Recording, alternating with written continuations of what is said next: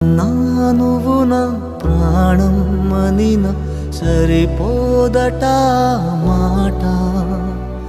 నాన్న నీకై ప్రాణం ఇవ్వన ఇదిగో ఇది నా మాట.